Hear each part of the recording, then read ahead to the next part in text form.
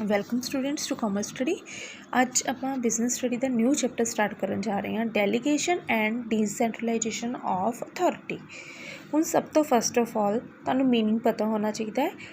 ਆਪਾਂ ਇਸ ਚੈਪਟਰ ਨੂੰ 2 ਪਾਰਟ ਵਿੱਚ ਪੜ੍ਹਾਂਗੇ। ਸਭ ਤੋਂ ਪਹਿਲਾਂ ਜਿੱਦਾਂ ਡੈਲੀਗੇਸ਼ਨ ਪੜ੍ਹਾਂਗੇ, ਫਿਰ ਡੀਸੈਂਟਰਲਾਈਜੇਸ਼ਨ ਪੜ੍ਹਾਂਗੇ। ਡੈਲੀਗੇਸ਼ਨ ਕੀ ਹੁੰਦਾ ਹੈ ਕਿ ਜਦੋਂ ਆਪਾਂ ਕਿਸੇ ਨੂੰ ਚਲੋ ਇੱਥੇ ਸਟਾਰਟ ਕਰਦੇ ਹਾਂ। Meaning and definition delegation of authority. Ki meaning ਅਤੇ ਡੈਫੀਨੇਸ਼ਨ ਕੀ ਹੈ delegation of authority the.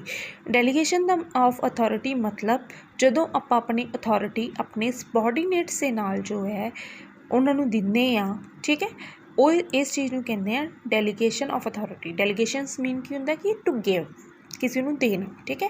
And ਇੱਥੇ ਕੀ ਹੈ ਕਿ ਜਿਹਨੂੰ ਆਪਾਂ ਆਪਣਾ ਕੰਮ ਦੇ ਰਹੇ ਹਾਂ ਉਹ ਪਰਸਨ ਜੋ ਹੈ ਉਸ ਕੰਮ ਵਾਸਤੇ ਰਿਸਪੋਂਸੀਬਲ ਵੀ ਹੈ, ਅਕਾਊਂਟੇਬਲ ਵੀ ਹੈ।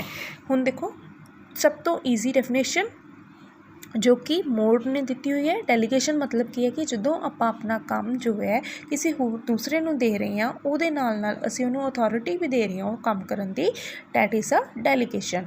And Koontz and O'Donnell ਨੇ ਵੀ ਡੈਫੀਨੇਸ਼ਨ ਦਿੱਤੀ ਹੈ ਕਿ ਅਥਾਰਟੀ ਜੋ ਹੈ ਜਦੋਂ ਆਰਗੇਨਾਈਜੇਸ਼ਨ ਦੇ ਵਿੱਚ ਡੈਲੀਗੇਟ ਕੀਤੀ ਜਾਂਦੀ ਹੈ ਸੁਪੀਰੀਅਰ ਦੇ ਦੁਆਰਾ ਸਬੋਰਡੀਨੇਟ ਨੂੰ, ਜਾਂ ਕੰਮ ਜਦੋਂ ਸੁਪੀਰੀਅਰ ਦੇ ਦੁਆਰਾ ਸਬੋਰਡੀਨੇਟ ਨੂੰ ਦਿੱਤਾ ਜਾਂਦਾ ਹੈ, ਡੈਟ ਇਜ਼ ਅ ਡੈਲੀਗੇਸ਼ਨ। ਹੁਣ ਫੋਰ ਐਗਜ਼ਾਮਪਲ ਆਪਾਂ ਇੱਕ ਲੈਂਦੇ ਹਾਂ ਛੋਟਾ ਜਿਹਾ ਐਗਜ਼ਾਮਪਲ। ਜਿੱਦਾਂ ਹੁਣ ਕਲਾਸ ਦੇ ਵਿੱਚ ਕਲਾਸ ਨੂੰ ਮੈਨੇਜ ਕਰਨ ਦੀ ਡਿਊਟੀ ਜੋ ਇੱਕ ਟੀਚਰ ਦੀ ਹੁੰਦੀ ਹੈ, ਬਟ ਕਈ ਵਾਰ ਉਸ ਟੀਚਰ ਨੂੰ ਕੋਈ ਇੰਪੋਰਟੈਂਟ ਕੰਮ ਪੈ ਜਾਏ ਜਾਂ ਕੁਛ ਵੀ, ਅਤੇ ਉਸ ਵੇਲੇ ਜੇ ਕਲਾਸ ਲੀਵ ਕਰਨੀ ਹੋਵੇ ਔਰ ਉਹ ਜੋ ਹੈ ਕਲਾਸ ਨੂੰ ਮੈਨੇਜ ਕਰਨ ਦੀ ਡਿਊਟੀ ਜੋ ਹੈ ਕਿਸੇ ਇੱਕ ਸਟੂਡੈਂਟ ਨੂੰ ਖੜ੍ਹਾ ਕਰਕੇ, ਜਿਹਨੂੰ ਆਪਾਂ ਕਹਿੰਦੇ ਮੋਨੀਟਰ ਕਹਿੰਦੇ ਹਾਂ, ਉਹਨੂੰ ਦੇ ਜਾਂਦਾ ਹੈ ਅਤੇ ਉਹ ਕਲਾਸ ਫਿਰ ਉਹ ਮੋਨੀਟਰ ਹੈਂਡਲ ਕਰਦਾ, that is a delegation of authority. ਇਹ ਕੀ ਹੈ, ਡੈਲੀਗੇਸ਼ਨ ਕੀਤੀ ਜਾ ਰਹੀ ਹੈ ਅਥਾਰਟੀ। ਇਹਦਾ ਇੱਕ ਛੋਟਾ ਜਿਹਾ ਐਗਜ਼ਾਮਪਲ ਹੋ ਲੈਂਦੇ ਹਾਂ। ਜਿੱਦਾਂ ਪ੍ਰੋਡਕਸ਼ਨ ਮੈਨੇਜਰ ਹੈ, ਉਹਦੀ ਡਿਊਟੀ ਹੈ ਪ੍ਰੋਡਕਸ਼ਨ ਕਰਨਾ, ਠੀਕ ਹੈ, ਬਟ ਹੁਣ ਉਹਦੇ ਕੋਲ ABC 3 ਤਰੀਕੇ ਦੇ ਵਰਕਰ ਹੈਗੇ ਹੈ। ਹੁਣ ਮਤਲਬ ਕਿ ਉਹ ਜਿਹੜਾ ਹੈਗਾ ਉਹ ਫੋਰਮੈਨ ਨੂੰ ਜਾਂ ਸੁਪਰਵਾਈਜ਼ਰ ਨੂੰ ਲਗਾ ਦਿੰਦਾ ਹੈ ਕਿ ਇਹ ਟਾਰਗੇਟ ਜੋ ਹੈ ਪੂਰਾ ਹੋਣਾ ਚਾਹੀਦਾ ਹੈ, ਠੀਕ ਹੈ। ਹੁਣ ਇੱਥੇ ਉਹ ਕੀ ਕਰ ਰਿਹਾ, ਡੈਲੀਗੇਟ ਕਰ ਰਿਹਾ। ਹੁਣ ਜੋ ਮੈਨੇਜਰ ਹੈ, ਮੈਨੇਜਰ ਨੇ ਜੋ ਹੈਗਾ ਹੈ ਪ੍ਰੋਡਕਸ਼ਨ ਮੈਨੇਜਰ ਨੂੰ ਆਸਕ ਕਰਨਾ, ਠੀਕ ਹੈ, ਕਿ ਹਾਂਜੀ ਕਿ ਇੰਨੀ ਪ੍ਰੋਡਕਸ਼ਨ ਹੋਈ ਹੈ ਅਤੇ ਕਿੱਦਾਂ ਹੋਈ ਹੈ, ਜੇ ਨਹੀਂ ਹੋਈ ਤਾਂ ਕਿਉਂ ਨਹੀਂ ਹੋਈ। ਐਂਡ ਜਿਹੜਾ ਪ੍ਰੋਡਕਸ਼ਨ ਮੈਨੇਜਰ ਹੈ ਉਹ ਅੱਗੇ ਫੋਰਮੈਨ ਨੂੰ ਆਂਸਰੇਬਲ ਹੋਏਗਾ, ਐਂਡ ਫੋਰਮੈਨ ਜੋ ਹੈ ਪ੍ਰੋਡਕਸ਼ਨ ਮੈਨੇਜਰ ਨੂੰ ਆਂਸਰੇਬਲ ਹੋਏਗਾ, ਨਾਟ ਫॉर ਮੈਨੇਜਰ। ਯਾਨੀ ਕਿ ਇਨ ਸਿੰਪਲ ਲੈਂਗੁਏਜ ਸਿੱਧੀ ਗੱਲ ਜਿਹੜੀ ਸਮਝਣ ਵਾਲੀ ਹੈ ਉਹ ਇਹ ਹੈ ਕਿ authority delegation of authority means ਇਹ ਹੈਗਾ ਹੈ ਕਿ ਜਦੋਂ ਅਸੀਂ ਆਪਣਾ ਕੰਮ ਕਿਸੇ ਨੂੰ ਦੇ ਰਹੇ ਹਾਂ ਪਲੱਸ ਉਹਦੇ ਨਾਲ ਉਹਨੂੰ ਅਥਾਰਟੀ ਵੀ ਦੇ ਰਹੇ ਹਾਂ ਕਿ ਉਹ ਕੰਮ ਉਹਨੇ ਕਰਨਾ ਹੈਗਾ, ਠੀਕ ਹੈ। ਹੁਣ ਡੈਲੀਗੇਸ਼ਨ ਆਫ ਅਥਾਰਟੀ ਇੱਕ ਪ੍ਰੋਸੈਸ ਹੈਗੀ ਹੈ ਜਿਹਦੇ ਵਿੱਚ ਸੁਪੀਰੀਅਰ ਜਿਹੜਾ ਹੈਗਾ ਆਪਣਾ ਪੋਰਸ਼ਨ ਆਫ ਵਰਕ ਜਿਹੜਾ ਹੈਗਾ ਹੈ, ਕੰਮ ਜਿਹੜਾ ਹੈਗਾ ਸਬੋਰਡੀਨੇਟ ਨੂੰ ਅਸਾਈਨ ਕਰ ਰਿਹਾ। ਹੁਣ ਪਰਪਸ ਕੀ ਹੈ delegation of authority the, delegation ਕਿਉਂ ਕੀਤੀ ਜਾਂਦੀ ਹੈ, ਤਾਂ ਕਿ ਜਿਹੜਾ ਹੈਗਾ ਸੁਪੀਰੀਅਰ ਜੋ ਹੈ ਉਸ ਕੰਮ ਤੋਂ ਫਰੀ ਹੋ ਕੇ ਮੋਰ ਇੰਪੋਰਟੈਂਟ ਵਰਕ ਕਰ ਸਕੇ, ਇਸ ਕਰਕੇ ਉਹ ਕਈ ਵਾਰ ਕੰਮ ਦੇ ਦਿੰਦਾ ਹੈ। ਜਾਂ ਸਬੋਰਡੀਨੇਟ ਵਿੱਚ ਵੀ ਜਿਹੜੀ ਹੈ ਮੈਨੇਜਰੀਅਲ ਐਬਿਲਿਟੀਜ਼ ਨੂੰ ਕ੍ਰੀਏਟ ਕੀਤਾ ਜਾਏ, ਸਬੋਰਡੀਨੇਟਸ ਨੂੰ ਵੀ ਪਤਾ ਚੱਲੇ ਕਿ ਇਹ ਕੰਮ ਕਿੱਦਾਂ ਹੁੰਦੇ, ਉਹਨੂੰ ਕੰਮ ਸਿਖਾਉਣ ਵਾਸਤੇ ਵੀ ਕਈ ਵਾਰ ਕੰਮ ਡੈਲੀਗੇਟ ਕੀਤਾ ਜਾਂਦਾ ਹੈ।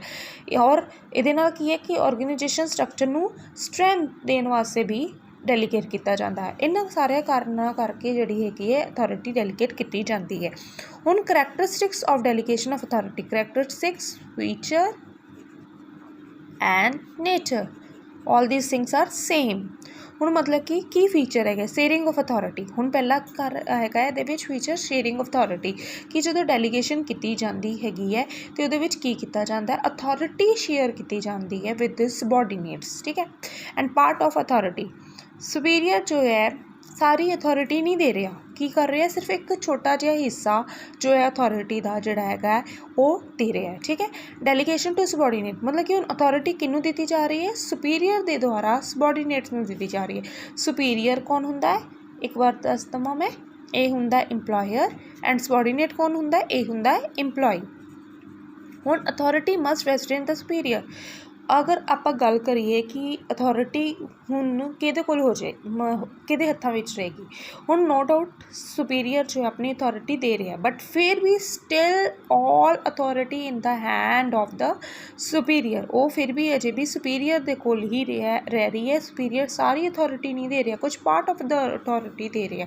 ਰਿਸਪੋਂਸੀਬਲ, ਹੁਣ ਸੁਪੀਰੀਅਰ ਨੇ ਅਥਾਰਟੀ ਦੇ ਦਿੱਤੀ ਅਤੇ ਇਹਦਾ ਮਤਲਬ ਇਹ ਨਹੀਂ ਕਿ ਸੁਪੀਰੀਅਰ ਰਿਸਪੋਂਸੀਬਲ ਨਹੀਂ ਹੈ ਉਸ ਕੰਮ ਵਾਸਤੇ। Superior are still responsible for his task to their boss. Superior still responsible है अपने काम वास्ते अपने बॉस ਲਈ, बट ਜਿਹੜਾ सबॉर्डीनेट हैगा है ਜਿਹਨੂੰ ਡੈਲੀਗੇਟ ਕੀਤੀ ਜਾ ਰਹੀ ਹੈ ਉਹ ਰਿਸਪੋਂਸੀਬਲ ਹੈਗਾ ਫॉर ਸੁਪੀਰੀਅਰ। ਅਕਾਊਂਟੇਬਿਲਿਟੀ, ਹੁਣ सबॉर्डीनेट जो है ਆਂਸਰੇਬਲ ਹੈਗਾ ਹੈ ਸੁਪੀਰੀਅਰ ਨੂੰ, सबॉर्डीनेट ਆਂਸਰੇਬਲ ਹੈ ਸੁਪੀਰੀਅਰ ਨੂੰ, ਐਂਡ ਸੁਪੀਰੀਅਰ ਆਂਸਰੇਬਲ ਹੈ ਜਿਹਨੇ ਉਹਨੂੰ ਉਹ ਕੰਮ ਦਿੱਤਾ ਸੀ।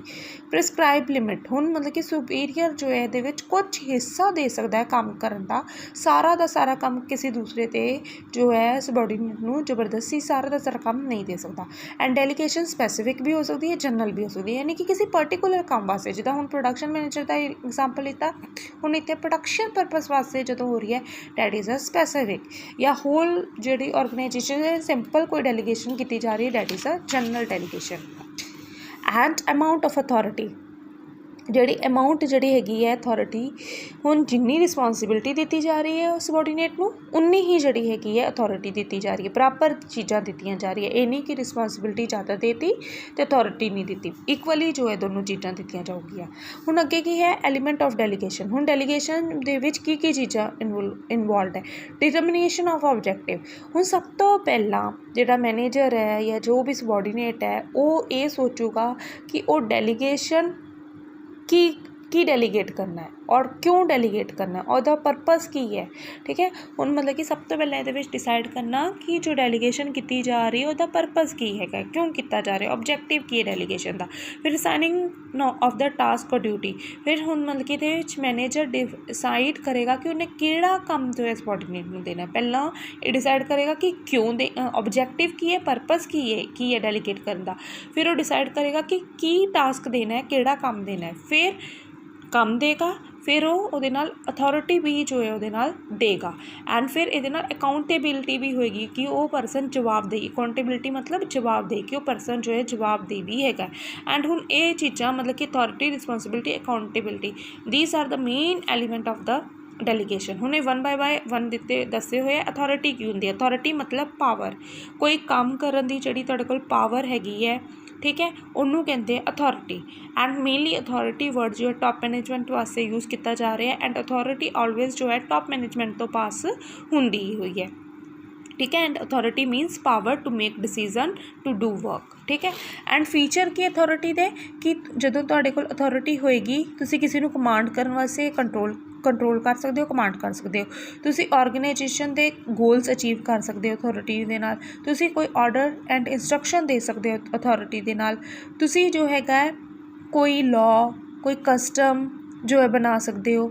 एंड अथॉरिटी जिहड़ी हैगी है डेलीगेट डाउनवर्ड, ये हमेशा डाउनवर्ड इस तरीके दे नाल डाउनवर्ड ਨੂੰ ਦਿੱਤੀ ਜਾਂਦੀ है। टॉप लैवल को अथॉरिटी होंदी है तो डाउनवर्ड ਨੂੰ ਦਿੱਤੀ ਜਾਂਦੀ है। And it is a commanding force, एक कमांडिंग फोर्स है। एंड ये जब तक काम होएगा तब तक अथॉरिटी चलती रहती है। हुण there is a little bit difference between authority and power word. Authority मतलब कि तुहानूं राइट दिता गया है, ठीक है, तुहानूं राइट दिता गया कि तुसीं किसी नूं कंट्रोल कर सकते हो। एंड पावर की होंदी है? एक कैपेसिटी होंदी है कि तुसीं कितना किसी नूं इन्फ्लुएंस कर सकते हो। अथॉरिटी डेलीगेट की जा सकती है पर पावर कभी भी डेलीगेट नहीं की जा सकती। अथॉरिटी ऑफिसर स्टेटस वास्ते यूज़ होंदी है। एंड पावर जो है तुहाडी पर्सनल क्वालिटीज़ जड़ियाँ ਉਹਦੇ बेसिस से होंदी हैं। अथॉरिटी डाउनवर्ड फ्लो करती है एंड पावर जो है किसी भी डायरेक्शन में फ्लो करती है। हुण दूसरा एलीमेंट जिहड़ा रिस्पोंसिबिलिटी, रिस्पोंसिबिलिटी मतलब ऑब्लीगेशन, ड्यूटीज़, कि हुण जिहनूं काम दिता जा रहा है ਉਹਦੀ ड्यूटी भी बनती पई है और रिस्पोंसिबल भी है उस काम वास्ते। And it flow bottom to top, ये हमेशा बॉटम टू टॉप फ्लो करती है। हुण मतलब कि authority top to bottom flow करती है, ये बॉटम टू जिहड़ी रिस्पोंसिबिलिटी है बॉटम टू टॉप फ्लो करती है, ठीक है। एंड हुण ਇਹਦੇ ਕੀ ਹੈਗੇ ਹੈ कि ਇਹ ਪਹਿਲਾ ਇਹਦਾ ਫੀਚਰ ਹੈਗਾ कि बॉटम टू टॉप फ्लो करती है। फिर ਇਹਦੇ ਵਿੱਚ ਕੰਮ ਦਿੱਤਾ ਜਾ ਰਿਹਾ है। फिर ਇਹ ਜਿਹੜੀ ਰਿਸਪੋਂਸਿबिलिटी है कभी भी डेलीगेट नहीं की जाती, क्योंकि हुण ਜਿਹੜਾ परसन सुपीरियर है अथॉरिटी दे भी दे रहा है, काम दे भी रहा है, पर वो अपनी रिस्पॉन्सिबिलिटी जिम्मेवारी तो मना नहीं कर सकता, स्टिल वो अपने टॉप लैवल वास्ते रिस्पॉन्सिबल हैगा है। एंड ये जिहड़ी हैगी है ये स्पैसीफिक ये जिहड़ी हैगी कॉन्टीन्यू और स्पैसीफिक हो सकती है। Responsibility and authority side by side move करती है। ऑब्लीगेशन जो है जब तक कंप्लीट नहीं होएगा तद तक रिस्पॉन्सिबिलिटी रहेगी एंड ये जड़े है ओनली ह्यूमन बींग नूं ही दिती जाती है। हुण there is a difference between authority and responsibility. हुण अथॉरिटी की है कि ये जो है कमांड हैगी है और इनू तुहानूं मनना ही पऊगा एंड ऑबलीगेशन की है कि ये जदों काम तुहानूं असाइन हो गया ऑटोमैटिकली तुहानूं मिल जाती हैगी है। एंड जिहड़ी अथॉरिटी जो है फॉर्मल कॉन्ट्रैक्ट दे थ्रू ये अराइज होंदी है एंड ये जिहड़ी हैगी सुपीरियर सबॉर्डीनेट रिस्पॉन्सिबिलिटी जो सुपीरियर सबॉर्डीनेट दे रिलेशनशिप विच अराइज होंदी है and authority top to bottom होंदी है flow and responsibility bottom to top flow होंदी है। एंड जिहड़ी अथॉरिटी जो है ये डेलीगेट होंदी है सुपीरियर टू सबॉर्डीनेट एंड जिहड़ी रिस्पॉन्सिबिलिटी है डेलीगेट नहीं की जा सकती किसी भी सरकमस्टांसिस विच। एंड जिहड़ी अथॉरिटी जो है ये जिहड़ी हैगी है नोटिस दे के इनू खत्म भी किया जा सकता पर रिस्पॉन्सिबिलिटी कभी भी नोटिस दे के खत्म नहीं की जा सकती। एंड जिहड़ी अथॉरिटी इहदी लाइफ लॉन्गर है एंड रिस्पॉन्सिबिलिटी जिद्दां काम खत्म हो गया रिस्पॉन्सिबिलिटी भी खत्म हो गई। अगे नैक्सट है अकाउंटेबिलिटी। अकाउंटेबिलिटी मतलब आंसरेबल जिहड़ा सुपीरियर जिहड़ा अपने सबॉर्डीनेट नूं सबॉर्डीनेट जो है अपने सुपीरियर नूं जो आंसरेबल है जो भी काम उन्हें किया जो भी रिस्पॉन्सिबिलिटी उन्होंने दिती कि उन्हें काम किता ते किद्दां किता क्यों किता अगर काम पूरा नहीं होया क्यों नहीं होया ये सब की हैगा आंसरेबिलिटी कि मतलब कि सबॉर्डीनेट जो है always answerable to the superior हैगा है।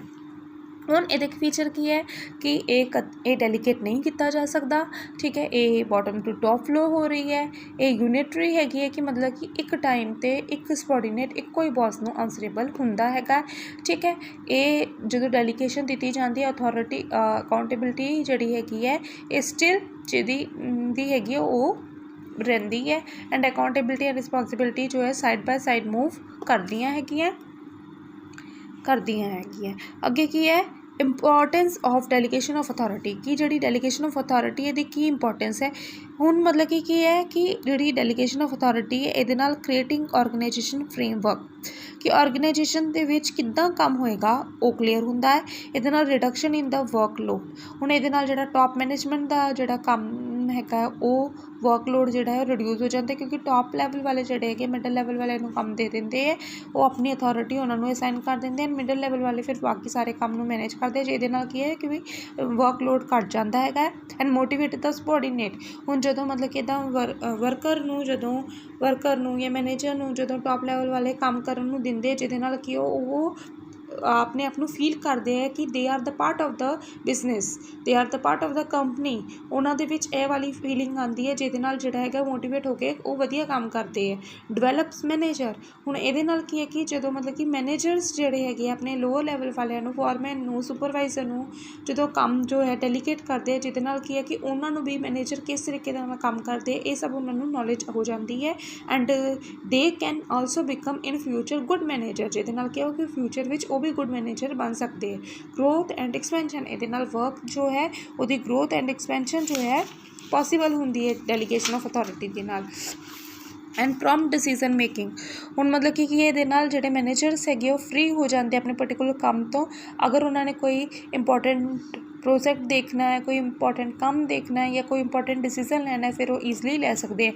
फैसिलिटेट कोऑर्डिनेशन हुण जदों मतलब कि इहदे नाल की हो जाता है इहदे नाल कोऑर्डिनेशन करन दे विच भी जो है हैल्प मिलती हैगी क्योंकि जदों इहदे नाल जिहड़े हैगे वर्कर्स जिहड़े हैगे उन्हां नूं जिहड़े हैगे अपने आप नूं उस ऑर्गेनाइजेशन दे नाल जुड़ा होया महसूस करते हैं जिहदे नाल की है कि कोऑर्डिनेट करते हैं।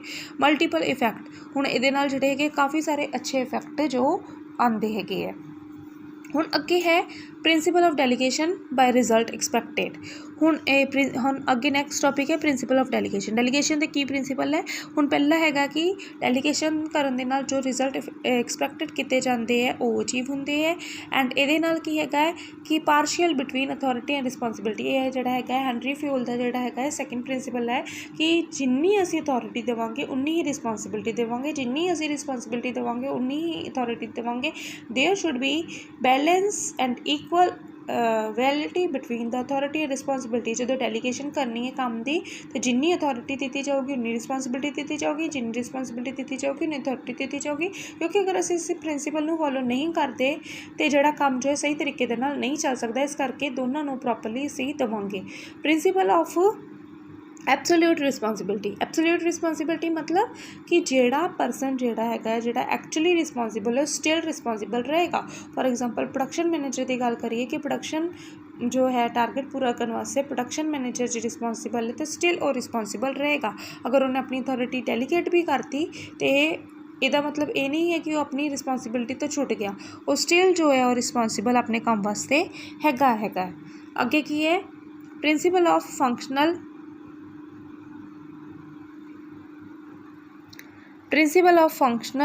क्लैरिटी। हुण इहदे विच की हैगा है प्रिंसीपल ऑफ फंक्शनल क्लैरिटी। हुण इहदे विच की हैगा है कि हुण इहदे नाल की हैगा कि काम दी जो है क्लैरिटी होनी चाहिए, फंक्शन जो उन्होंने करना है वो जो है क्लीयरली जो है पता होना चाहिए, क्योंकि जो क्लीयरली पता होएगा तो ही जो है वर्कर जिहड़ा है काम प्रॉपरली कर सकता है। यूनिटी ऑफ कमांड प्रिंसीपल कि एक परसन का इक्को बॉस होगा, नॉट मोर दैन बॉस, ठीक है, क्योंकि एक परसन का इक्को बॉस होगा तो ही उन्होंने पता होगा कि उन्हें किन्नू सुनना है, किहदा ऑर्डर फॉलो करना है और काम जो है वधिया तरीके दे नाल हो सकता है। एंड अगे की है प्रिंसीपल ऑफ स्केलर चेन। हुण ये जो है delegation of authority scalar chain नू फॉलो करती है। स्केलर चेन अस पढ़िया सीगा, ठीक है, ए बी फिर सी फिर डी फिर ई फिर एफ, मतलब कि जिहड़ी रिस्पॉन्सिबिलिटी एंड अथॉरिटी है वो एक चेन दे विच जो फ्लो करूगी। And principle of authority level, हुण मतलब कि है कि उन्होंने कितनी अथॉरिटी है, कितना काम है, कितना डिसीजन लै सकते, एक सब कुछ क्लीयर होना चाहिए है। अगे की है principle of two way communication कि जेड़े ये की है कि दोनों वे सुपीरियर सबॉर्डिनेट दोनों दे विच जो कम्युनिकेशन जो होएगी, ठीक है। हुण एक परसन जिहड़ा हैगा इहदे विच नहीं हैगा, दोनों तरीके नाल गलबात होएगी। Difficulties in delegation of authority, हुण डेलीगेशन अथॉरिटी दे विच डिफिकल्टीज भी कई हैगियां। और पहला की है attitude of the superior the attitude, फिर सबॉर्डिनेट द एटीट्यूड, फिर वीकनेस इन ऑर्गेनाइजेशन। हुण कई बार एटीट्यूड ऑफ द सुपीरियर, हुण कई बार जिहड़ा सुपीरियर जिहड़ा हुंदा है, ठीक है, वो जो है डेलीगेशन जो इन्ना करके फेल हो जाती है as per attitude of the superior दी। हुण मतलब कि सुपीरियर की चाहता है कि पहला रीजन है कि वो अपने वर्कर को डोमीनेट करना चाहता है, अपने अकॉर्डिंग चलाना चाहता है, जिहदे करके कि डेलीगेशन फेल हो जाएगी। फिर मतलब कि जो सुपीरियर जिहड़ा हैगा वो अपने सबॉर्डिनेट ते फेथ नहीं करता कि वाकई काम कर सकता है, तो भी जिहड़ी हैगी डेलीगेशन इस केस से जो डेलीगेशन दिंदा करता भी अपनी अथॉरिटी तो डेलीगेशन जो है फेल हो जाएगी। फिर लैक ऑफ लीडरशिप क्वालिटी, हुण सुपीरियर दे विच लीडरशिप क्वालिटी नहीं हैगी, वो प्रॉपरली अपने वर्कर्स को नहीं लीड कर पा रहा, तो भी जो डेलीगेशन जो है फेल हो जाएगी। हुण अगे की fear of the subordinate superiority, हुण मतलब कि अगर जिहड़ा सुपीरियर है उन्होंने लगता है कि अगर वो काम जो है वर्कर नूं सिखा देगा तो जो जिहड़ा उहदा वर्कर है वो जिहड़ा उहदे तो ज़्यादा जो सुपीरियर हो जाएगा, तो इन्ना सारा करन करके भी डेलीगेशन फेल हो जाएगी। कंजरवेटिव एटीट्यूड की है कि मतलब कि प्रोग्रेस नहीं करना चाहता सुपीरियर, ना ही अपने सबॉर्डिनेट की, तो इस काम केस विच भी और डेलीगेट नहीं करेगा। Lack of the control, superior चाहता है कि जो भी कंट्रोल है बस ओदा जो है उहदा कंट्रोल नहीं हैगा, ठीक है, तो जिहदे करके उन्होंने लगता है कि अगर वो डेलीगेशन करेगा तो जिहड़े वर्कर है मिसयूज़ कर लूगे, ठीक है, इन्ना सारा करना करके भी जो है डेलीगेट नहीं करता। कंसनट्रेशन ऑफ अथॉरिटी, वो अथॉरिटी नूं अपने हत्थों में ही रखना चाहता है, इस करके भी कई बार वो अथॉरिटी डेलीगेट नहीं करता एंड जिहड़ी डेलीगेशन फेल हो जाती है। एटीट्यूड ऑफ द सबॉर्डिनेट, हुण सबॉर्डिनेट द एटीट्यूड करके भी कई बार डेलीगेशन फेल हो जाती है, जो सबॉर्डिनेट नूं अपने ऊपर कॉन्फिडेंस ही नहीं है कि वो काम कर सकता है, उस करके उन्होंने कई बार सबॉर्डिनेट नूं डर लगता है कि अगर उन्हें काम किया, काम गलत हो गया तो उहदा बॉस उन्होंने डांटूगा, उन्होंने पनिश करूगा, ये सारे डर करके भी जो क्रिटिसिजम्स मतलब कि दे डर करके भी कई बार वर्कर जिहड़ा है सबॉर्डिनेट जो है वधिया काम नहीं करता। लैक ऑफ द रिसोर्सिस, कई बार डेलीगेशन कर दी जाती है अथॉरिटी सबॉर्डिनेट नूं, पर जो भी उस काम करने वास्ते रिसोर्सिस चाहिए वो प्रोवाइड नहीं किए जाते, तां भी वो जिहड़ी डेलीगेशन है फेल हो जाती है। लैक ऑफ इंसेंटिव, कि वर्कर जिहड़े हैगे जिहड़े वधिया काम करते उन्होंने इंसेंटिव नहीं दिता जाता, जिहदे नाल वो जिहड़े नैक्सट टाइम मोटिवेट होकर काम नहीं करते, ठीक है, जिहदे करके की है डेलीगेशन फेल हो जाती है। डिपेंडेंस ऑन सुपीरियर, हुण जिहड़ा वर्कर है कोई भी डिसीजन लेना है, कोई भी काम करना है, अगर उन्होंने वो फ्री हैंड नहीं दिता जाता और वो स्टिल सुपीरियर ते डिपेंड है तो भी डेलीगेशन फेल हो जाती है। ओवरबर्डन विद वर्क, अगर सबॉर्डीनेट नूं बहुत ज़्यादा एक्सट्रा वर्क दे दिता जाता है और सारे काम उहदे ते सिर ते सौंप दिते जाते सबॉर्डीनेट ते तां भी जो डेलीगेशन फेल हो जाती है। हुण वीकनेसिस ऑफ द ऑर्गेनाइजेशन की कई बार वीकनेस इस करके भी डेलीगेशन जो है फेल हो जाती है। लूज ऑर्गेनाइजेशन फ्रेमवर्क कि जिहड़ा मतलब कि स्ट्रक्चर बनिया है वो प्रॉपर क्लीयर स्ट्रक्चर नहीं बनिया ऑर्गेनाइजेशन स्ट्रक्चर एंड उस वीक स्ट्रक्चर बनिया उस करके फेल हो जाती है। लैक ऑफ द प्लानिंग, जिस टाइम प्लानिंग जी हैगी अच्छी नहीं की गई तां भी जी हैगी डेलीगेशन फेल हो जाती है। Lack of unity of command कि जिस टाइम जिथे एक परसन के एक सबॉर्डीनेट के दो बॉसिस है एंड उस केसेस से उन्होंने कॉन्फ्लिक्ट अराइज हो जाएगा क्योंकि यदि जो है ऑर्डर नूं सुने किहड़े ऑर्डर नूं ना सुने, ठीक है, डुप्लीकेशन ऑफ द वर्क हो जाता है, इत्थे भी जो है डेलीगेशन फेल हो जाती है। लैक ऑफ इफैक्टिव कंट्रोल, जो कंट्रोल जिहड़ा हैगा वो सही नहीं हैगा तां भी जिहड़ी हैगी डेलीगेशन फेल हो जाती है। हुण गाइडलाइनस या Maihar for making delegation effective, हुण मतलब कि गाइडलाइनस है मैयर्स है कि डेलीगेशन कितना इफैक्टिव बनाई जाएगी। सब तो पहला इस्टैबलिश गोल कि जे जदों मतलब कि जे चाहते हैं असीं कि साडी डेलीगेशन वधिया होवे ते असीं ऑर्गेनाइजेशन दे जिहड़े गोल है प्रॉपरली और अच्छे गोल सैट करांगे before delegating of the work. Delegation करन तो पहला कि असीं की अचीव करना है अपने बिजनेस विच ये चीज़ जो है सैट कर लांगे, फिर डेलीगेशन करांगे, फिर साडी डेलीगेशन सक्सैसफुल होएगी। एंड फिर दूसरा पार्ट कि डिफाइनिंग अथॉरिटी एंड रिस्पॉन्सिबिलिटी कि असीं अथॉरिटी ते रिस्पॉन्सिबिलिटी दोनों नूं प्रॉपरली डिफाइन करिए कि जिन्हों असीं काम देन जा रहे हैं डेलीगेट करन जा रहे हैं उन्होंने दसीए कि तुहाडे सबॉर्डीनेट नूं प्रॉपरली दसीए कि किन्नी अथॉरिटी है किन्नी रिस्पॉन्सिबिलिटी हैगी, प्रॉपर ये चीज़ दसी जाए तां जो है काम प्रॉपरली मेनटेन होएगा। And motivate the subordinate and time to time जिहड़ा सबॉर्डीनेट नूं मोटिवेट किया जाए कि you can do it and you can do it best way, कि तू बेस्ट वे दे नाल काम कर सकता है जिहदे नाल कि वर्कर का जो है बूस्ट होएगा, वर्कर उहदा मोटिवेशन इनक्रीज होएगी एंड फिर डेलीगेशन ऑफ अथॉरिटी सक्सैसफुल होएगी। ट्रेनिंग द सबॉर्डीनेट और सबॉर्डीनेट नूं टाइम टू टाइम जो है ट्रेन किया जाए, काम देन तो पहला उन्होंने दसिया जाए कि यह काम इस तरीके नाल हो सकता है, इदां किया जा सकता है, वेज मैथड टेक्नीक सब कुछ जो है सबॉर्डीनेट्स नूं वर्कर्स नूं सिखाई जाए ताकि जिस टाइम उन्होंने डेलीगेशन की जाए वो फुल कॉन्फिडेंस के नाल काम कर सके और डेलीगेशन जो सक्सैसफुल हो सके। एंड ये जो है जी ट्रेनिंग दी जा सकती है अप्रेजल कि मतलब कि टाइम टू टाइम वर्कर दे नाल जजमेंट वर्कर की जजमेंट लीती जाए, वर्कर दे नाल सुजैशन की जाए, ठीक है, वर्कर दे नाल काउंसलिंग की जाए, वर्कर नूं कोचिंग दी जाए, ये सारे तरीक़ों के नाल जो है वर्कर नूं ट्रेन किया जा सकता है।